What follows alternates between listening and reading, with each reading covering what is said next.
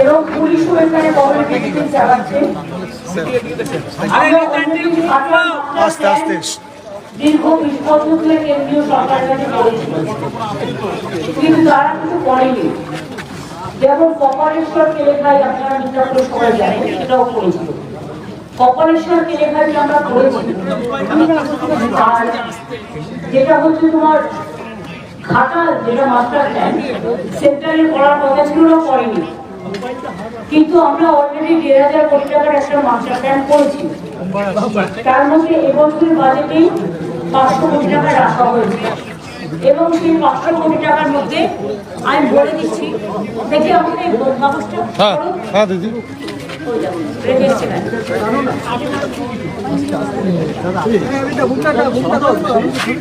এর মধ্যে ইতিমধ্যে কিছু কাজ হয়েছে, যেমন দাসপুরে হয়েছে, ঘাটালেও হয়েছে, ঘাটাল মিউনিসিপ্যালিটিকেও টাকা দেওয়া হচ্ছে। বর্ষার পরেই তারা কাজটা শুরু করবে, কারণ মনে রাখবেন এবারে বর্ষাটা আগে শুরু হয়েছে, এখনো সেপ্টেম্বর মাস পুরোটাই বর্ষার মৌসুম। আর এখন তো চারিদিকে বর্ষা এত বেশি হচ্ছে, একদিকে ডিবিসি ছাড়া জল, অন্যদিকে মাইলখন পাঞ্চে এবারে তো 11 ফুট বেশি জল ছেড়েছে। আর দাসপুর 2 এবং ঘাটাল পৌরসভায় 10 কোটিরও বেশি টাকা ব্যয়ে 5টা স্লুইসের নির্মাণের কাজ 90% সম্পূর্ণ হয়েছে। মানে ওই 500 কোটি টাকা এবারে বাজেটে রেখেছি, কাজটা শুরু হয়েছে। মোট কমপ্লিট হতে 2 বছর লাগবে, তার মধ্যে 6 মাস হয়ে গেল। ঘাটাল পৌরসভা এলাকায় 60 কোটি টাকা ব্যয়ে 2টো পাম্প হাউসের জন্য ওয়ার্ক অর্ডারও জারি করা হয়েছে। বর্ষার পরে কাজ শুরু হবে।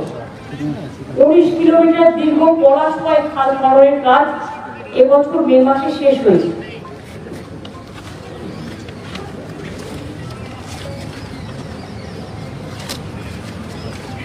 ওল্ড কোশি, সোনাতপা খাল এবং পুরানো সোনাতপা খাল সহ মোট 25 কিলোমিটার নদী ড্রেজিংয়ের জন্য অর্ডার দেওয়া হয়েছে। অন্যান্য নদী ও ড্রেজিং ও টেন্ডার প্রক্রিয়া সম্পূর্ণ হয়েছে, চূড়ান্ত পর্যায়ে। ঘাটাল পুরসভা এলাকায় শিলাবতী নদীর বাম পাড়ে 3.5 কিলোমিটার দীর্ঘ গার্ডওয়াল নির্মাণের জন্য পরিমিত যে জমির পরিমাণ, সেটাকে যতটা জমি কমানো যায় আমরা দেখব, আর চেষ্টা করব যে মানুষকে উচ্ছেদ না করে যদি কোনো রকম অ্যাভয়েড করে অল্টারনেটিভ কোনো রুট বাঁচা যায়, সেই জন্য স্যাম্পল সার্ভে শুরু হয়েছে। 84টি নতুন কাজ, যেমন স্লুইস, সেতু এবং ড্রেজিং সহ অন্যান্য কাজের জন্য মাটি পরীক্ষার জরিপ এবং নকশারও কাজ চলছে। এগুলো 2025 সালের নভেম্বর মধ্যে চেষ্টা করছি, মানে বর্ষাটা না করলে তো সার্ভেগুলো হয় না, সুতরাং সেই জন্য আমরা এটা অপেক্ষা করছি। এছাড়াও একটা কথা আমি বলি যেটা হচ্ছে অনেক কৃষকের জমি বিভিন্ন জায়গায় বন্যায় ডুবে গেছে, আলু চাষি, পাট চাষি, কিন্তু আমাদের পশ্চিমবঙ্গ সরকারের একটা ক্রপ ইন্স্যুরেন্স স্কিম আছে, যেটা প্রতি বছর যাদের জমি ডুবে যায়, কৃষকদের জমি বলুন, ধান বলুন, পাট বলুন, আলু বলুন, তাদের সবাইকে আমরা ইন্স্যুরেন্সের টাকা দিই, এবং সেই ইন্স্যুরেন্সের টাকা কিন্তু যারটা ডুবে যায় তাকে দিতে হয়, আগে তাদের দিতে হতো। এখন এই টাকাটা পুরো শস্য বীমার টাকাটা আমাদের রাজ্য সরকার বহন করে। ফলে একটু জল কমে গেলে যে মাঠে জল জমে আছে বা ধান শস্য নষ্ট হয়েছে বা আলু বলুন, পাটও ইনক্লুড করা হয়েছে, সেখানে এগ্রিকালচার ডিপার্টমেন্ট তারা সার্ভে করে ইতিমধ্যে দেওয়া শুরু হয়েছে অনেক জায়গায়, যেখানে সম্ভব, যেখানে জলের জন্য এখন সম্ভব নয়, মাঠটাগুলো ডুবে আছে, জলের পরিমাণ কমলেই সেটা সার্ভে হবে এবং তারা ক্রপ ইন্স্যুরেন্স পাবে। আমি চাষি ভাইদের বলবো চিন্তা করার কোনো কারণ নেই, সরকার আপনাদের সাথে সবসময় আছে, পাশে থাকবেন, কারণ দুর্যোগ একটা শব্দ শুনলে সবাই ভয় পায়, কিন্তু কিছু কিছু অঞ্চল আছে আর বাংলার সবচেয়ে বেশি দুর্যোগে ক্ষতিগ্রস্ত হয়। দুর্যোগের মধ্যে দিয়ে মানুষের যেমন দুর্ভোগ হয়, আমাদের সরকারি কাঁচাগারা কোটাগারও প্রায় শূন্য হয়ে যায়। আগে ফ্লাড অ্যাফেক্টেড এরিয়ায় কেন্দ্রীয় সরকার টাকা দিত, গঙ্গা অ্যাকশন প্ল্যানে টাকা দিত, গঙ্গার ভাঙন রোধে, নদীর ভাঙন রোধে। এখন সব বন্ধ, সবটাই আমাদের নিজেদের থেকে করতে হয়।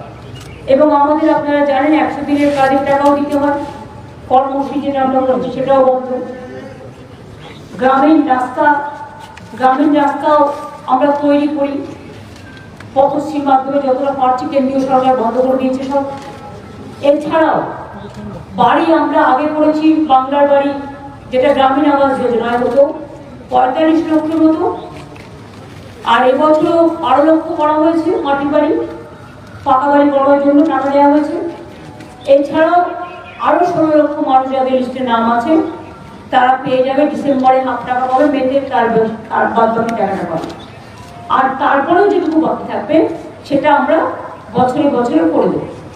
এছাড়াও আরবান এরিয়াতেও বাড়ির টাকা দেওয়া হয়, সংখ্যালঘু এরিয়াতেও দেওয়া হয়, ট্রাইবেল এরিয়াতেও দেওয়া হয়, সেগুলো কিন্তু এক্সট্রা আছে। সেই সংখ্যাটা আমি কিন্তু বললাম না, সেটাও প্রায় আরো 12-14 লক্ষ হবে সব এগিয়ে।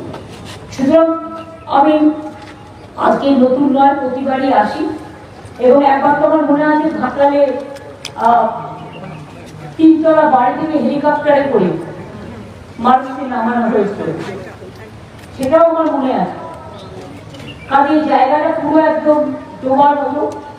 আর বাংলাটা প্রবলেম হচ্ছে নদী মাতৃকা দেশ, আর বঙ্গ ডুবে যায়, নেপালে বৃষ্টি হলে উত্তরবঙ্গ ডুবে যায়, ডিবিসি জল ছেড়ে দিলে, মাইথন জল ছেড়ে দিলে, পাঞ্চের জল ছেড়ে দিলে, অন্যান্য নদী হয়ে সেই জলগুলোতে দক্ষিণবঙ্গ ডুবে যায়। এতে মানুষের যেমন ক্ষতি হয়, আমাদেরও রাজস্ব থেকে প্রচুর পরিমাণ টাকা খরচ হয় এর জন্য। কিন্তু আমরা মনে করি মানুষ ভালো থাকে, এর জন্য শুধু প্ল্যান করে আমাদের সরকারের আমলে আমরা প্রায় 5 লক্ষ পুকুর কেটেছি, 500 চেকড্যাম তৈরি করেছি, তাতেও কিন্তু জল অনেকটা ভরছে। কাজেই এখনো তোমার বাকি আছে। আইবার ডিবিসি যে জল ছেড়েছে এটা সব রেকর্ড ছাপিয়ে গেছে। টোটালটা কত যেন মনে হচ্ছে 51,000 লাখ কিউবিক মিটার। 51,000 লক্ষ কিউবিক মিটার জল ছেড়েছে। কেন ইমাজিন, মানে ঝাড়খণ্ড যেন না ডোবে, বাংলা যেন ডোবে। তো তোমরা ড্রেজিং করছো না কেন? ওখানে ড্রেজিং করলে প্রায় 10,000 কিউবিক মেট্রিক টন জল ধরতে পারে, কিন্তু ওরা 20 বছর ধরে ড্রেজিং করেনি। মাইথন, পাঞ্চে বর্ষা হলে জল ছেড়ে দিচ্ছে বাংলায়। তো বাংলার কতটা সইবে? এই অত্যাচার আমরা সইব না। আগামী দিন আমি 2026-এর নির্বাচনের পরে এই ডিবিসির জল আমাদের এখানে ছাড়লেই কি করে ডিবিসির জলটাকে আটকানো যায় তার প্ল্যানিং আমরা করব। এতে টাকা লাগবে, বাট আমাদেরও দরকার হবে একটা ড্যাম করতে হবে। ওইদিকে জল ছাড়লে আমরা আমাদের ড্যামে দিয়ে আমরাও জল অন্যদিকে পাস করব। কারণ যতক্ষণ একটা কথা আছে প্রবাদ, শিশু না কাঁদলে মা দুধ দেয় না। বলতে বলতে বলতে বলতে যখন ফেড আপ হয়ে গেছি তখন এবার action is our reaction. We have to wait for that.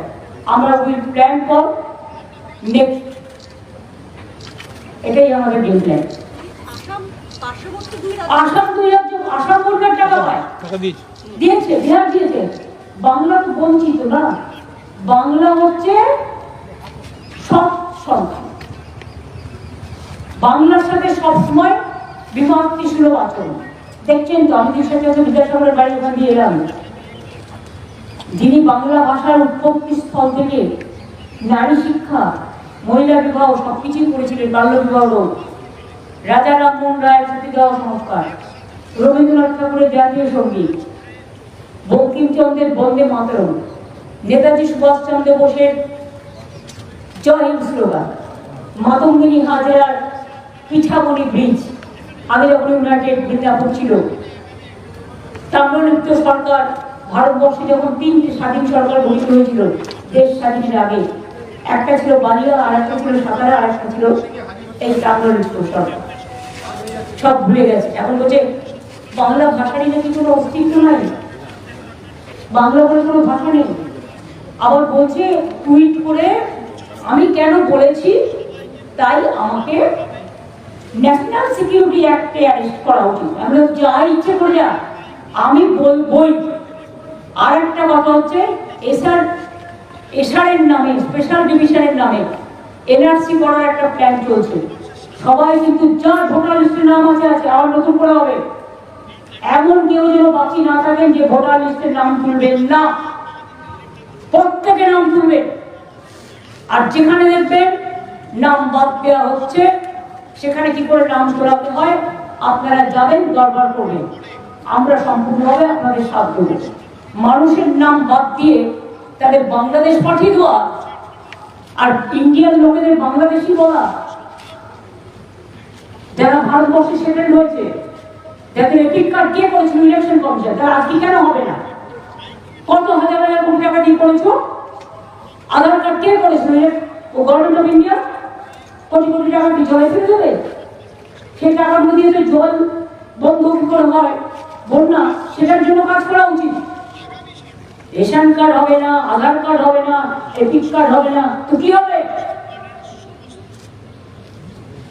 50 বছর আগে তার মা বাবা মরে গেছে, তার বার্থ সার্টিফিকেট চাই। তো তোমাদের বার্থ সার্টিফিকেট আছে তো? এটা পুরো একটা প্ল্যান্টেড গেম। এবং প্ল্যানটা তৈরি করেছে double engine Sarkar, government of India, election কমিশনকে সাথে রেখে। আমরা এটা মানবো না, আমরা এটা সইব না, আমরা এটা মানছি না। সবাইকে আমি বলবো জয় বাংলা বলে মা ভই বলি। ভোটার লিস্টে সবাই নাম তুলবে, আমার নামে এপিক কার্ডে আছে, এই ভুলটা করবেন না। কারণ নতুন করে হচ্ছে, এটা একটা প্ল্যান মানুষকে বিতাড়িত করার। আসামে 7 লক্ষ হিন্দুদের নাম বাদ দিয়েছিল। হিন্দু, মুসলিম, মতুয়া, রাজবংশী, দলিত, আদিবাসী, মহিলা কাউকে বাদ দেওয়া হচ্ছে না। সুতরাং এই দিকেও আপনারা নজর রাখবেন, আমরা তো নজর রাখছি। আমি কটা কথা বলে গেলাম কারণ সাংবাদিকদের সাথে এর আগে আমার যেহেতু মিট করার সুযোগ হয়নি, আজকে মেদিনীপুরে ফিরে যাবো। और कल के लोगों की झारखंड दीदी कोच बिहार में आज एक रेसिडेंट को एनआरसी नोटिस फिर से दिया गया है क्या? देखो आसाम गवर्नमेंट कैसे दे रहा है। आसाम गवर्नमेंट हम बंगाली में बोलेगा, आप हिंदी में ट्रांसलेट करो। अगर वो लोग बंगाली को पसंद नहीं करते तो हम बांग्ला में जरूर बोलेंगे। बांग्ला भाषाয় বলছি এনআরসি নোটিশ রাজবংশকে দেওয়া হয়েছে, শীল পরিবারকে দেওয়া হয়েছে, মধুয়াদের উপর অত্যাচার হয়েছে, মহারাষ্ট্রে কুচিয়ে খুন করা হয়েছে, গুজরাটে অত্যাচার হয়েছে, রাজস্থানে হয়েছে, মধ্যপ্রদেশে হয়েছে, উড়িষ্যায় হয়েছে, গুরগাঁও তো এখনো অনেকে জেলে আছে। আর এত বড় সাহস হচ্ছে বাংলা বলে কোনো ভাষাই নেই। যে বাংলা ভাষা স্বাধীনতার জন্ম দেয়, যে বাংলা ভাষার জাতীয় নবজাগরণের জন্ম দেয়, যে বাংলা দেশকে স্বাধীন করে, যে বাংলা সারা পৃথিবীতে পঞ্চম আর সারা এশিয়াতে দ্বিতীয়। আমি অন্য ভাষা বলতেই পারি, আমার কোনো আপত্তি নেই, সবাইকে আমি সম্মান করি, কিন্তু আমার নিজের মা বলতে শেখা ভাষা আমি মা বলতে পারবো না, এটা কখনো হয় না। একটা শিশু জন্ম নিয়ে ফার্স্ট মা বলতে শেখে। হ্যাঁ, মাকে কেউ মাদার বলে, কেউ আম্মা বলে, কেউ মাম্মা বলে, নানা রাখে রাখে, মা তো ভাই। মাতৃভূমিকে রক্ষা করার শপথ আমাদের সকল। दीदी ये बंगाली तो खत्म करने की कोशिश की जा रही है।